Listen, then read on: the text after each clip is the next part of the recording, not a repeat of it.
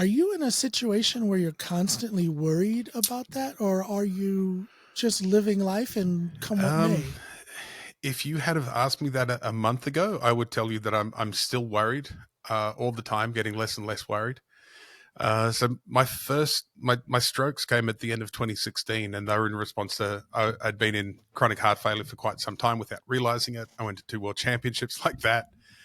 Benched 750 pounds in heart failure. I just thought I was unfit, and that's why I was breathing heavy and retaining water. And Yeah, eventually, the strokes yeah, came through one night, and then the heart condition that caused it in the first place, we just could never quite get on top of. So I was then in the, after the strokes in the last 8 years, been defibrillated 18 times.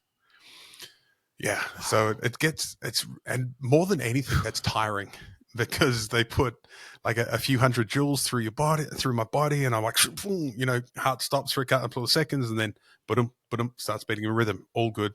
They send me home, but I'm tired for a week and a half after that. I'm just wrecked.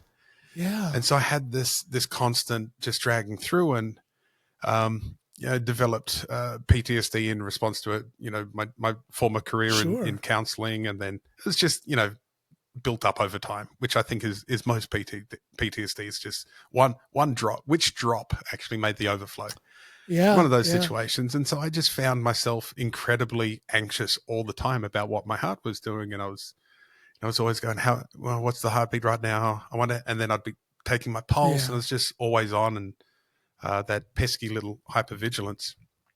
Um, but this side of Norway, Norway was quite a fun trip for me. Um, it Good, was, good. I had the usual depression and anxiety about getting on board the plane, and I think it was just because I've been through it. It was just one more rep of Yeah, unhooking from my feelings in that situation, going, okay, so I feel this way. This is the sensations in my body. Oh, I'm noticing, I'm telling that I can't do it story again. And oh, I'm noticing that there's a lot of fear here. Okay, yeah. I can sit with that. I can read my book through that. And so I think I just did one more rep, and now where I'm at a month later is I'm not really that concerned anymore. I'm just going to do it, uh, and Yeah, we'll see what happens. yeah. When you when you had, if we go back to the first stroke you had,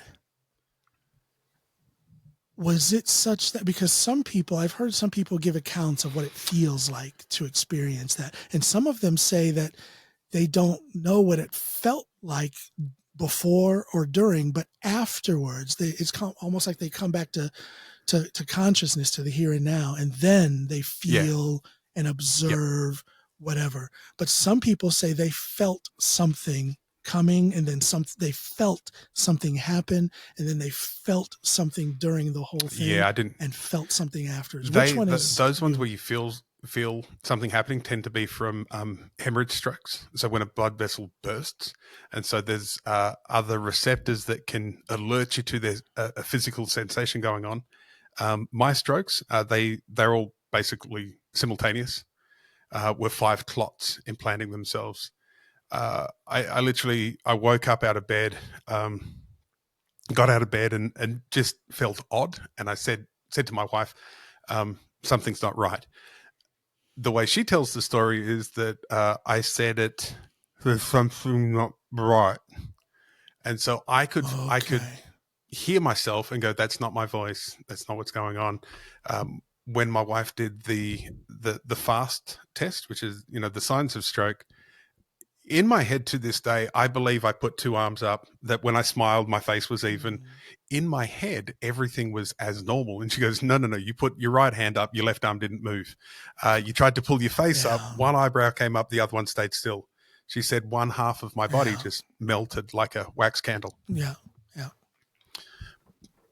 Interesting.